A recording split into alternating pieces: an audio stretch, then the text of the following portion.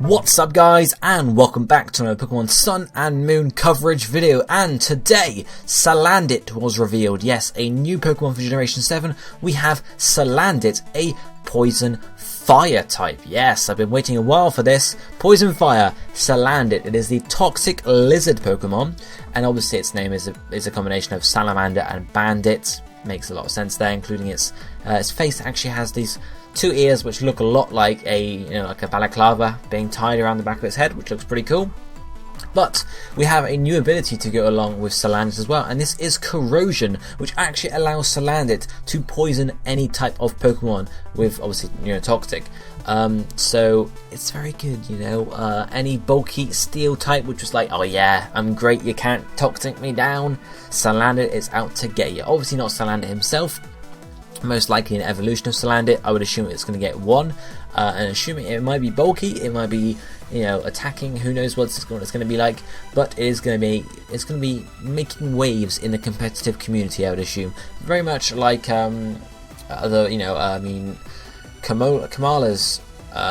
new ability that allows it to not be take any status at all because it's always drowsy.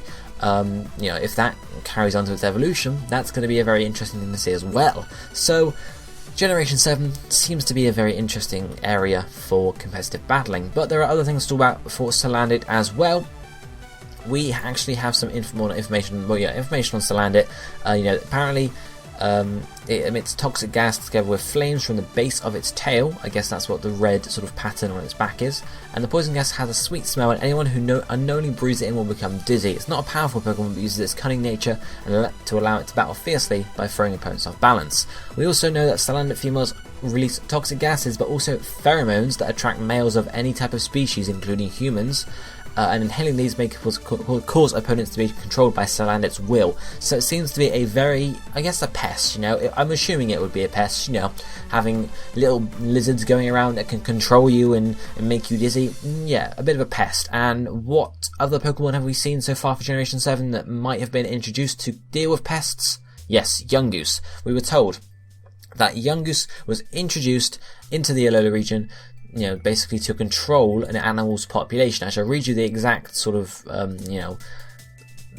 phrasing of it. It says here, Yungoos is not a Pokemon that is native to the Alola region. It was brought to the region to help deal with the explosive population of a certain other Pokemon, and now Yungoos are commonly seen around the Alola region. So possibly Yungoos are, brought in to deal with Salandit.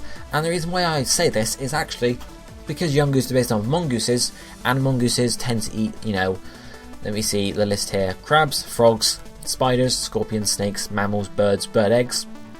They eat anything basically, but we know they're introduced into Hawaii to deal with rats, but it's unlikely we're going to see another rat Pokemon since we have Rattata already and a couple of mice Pokemon.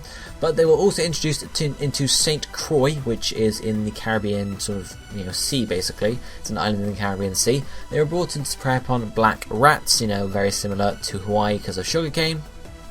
But it also had negative impact on other species of reptile, including the green iguana, as well as the St. Croix ground lizard.